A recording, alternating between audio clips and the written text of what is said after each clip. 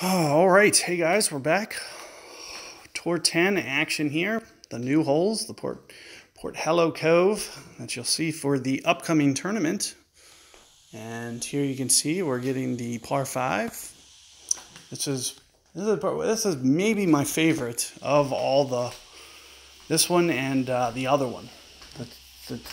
Not the long, hard par 5 that goes around the water, but the other one that has the rock in front. Those are kind of my two. I think it's hole 3 and hole 5 are kind of maybe my two favorite holes on the setup.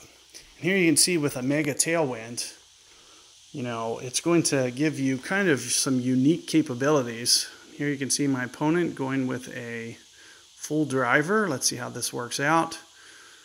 Well, it's okay.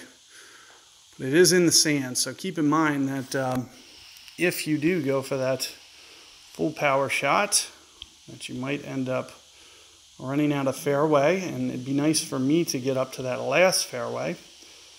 And just using kind of his shot as a guide, I would imagine that I could maybe do so. But at the same time, I'd need to be cautious to make sure that I have 2 fairway bounces at the very least, to be able to make sure that I still got to that last fairway. What you're going to see me do instead is probably just be a little bit more conservative in this case, and I'll just kind of hit it over into the bulk of this fairway, kind of like this with no spin. There you can see a great ball, but you know, just kind of shooting in towards the middle of it, hopefully able to keep it into the center of it, and that's one of the reasons that I'm kind of keeping the spin down. Don't really need it to go to the very edge of the fairway or anything. I just need to be smart with my approach. I don't know why he's so angry. Probably maybe having Malibu. That would make me angry too. You know, as a rule of thumb for you guys, one of the biggest pieces of advice that I can give you guys is to make sure that you aren't bringing Malibu to the longest course in the game, the longest 2 courses in the game. It really just, in my opinion, it's just too risky. When you go for these crazy drives, you can't guarantee that you're going to keep it out of bunkers.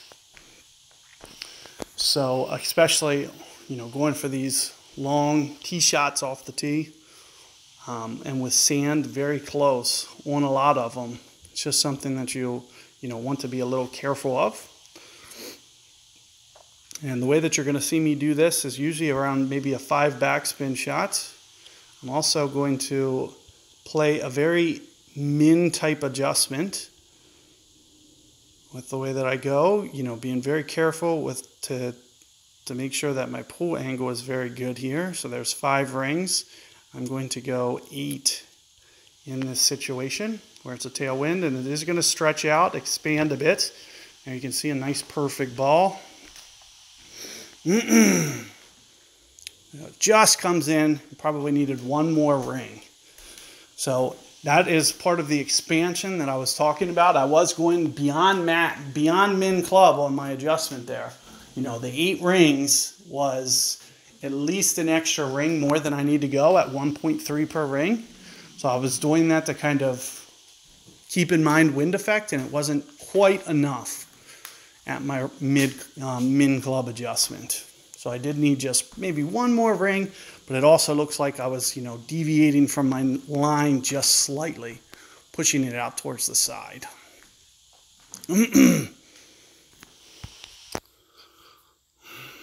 So on these longer bunker shots, here you can see my opponent does get the perfect ball, but just didn't play quite enough wind effect.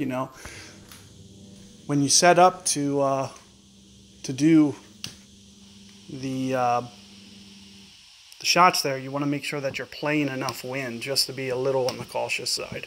In any regard, good luck with your guys' 5th hole here. And be on the lookout for additional ways that you'll see me playing these holes. As I think going right there is going to be, overall the preferred method. So good luck there, and catch you guys on the next one.